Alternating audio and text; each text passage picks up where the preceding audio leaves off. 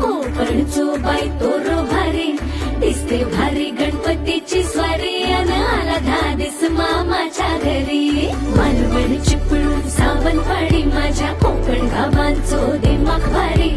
दिसते भारी गणपतीची स्वारी माझ्या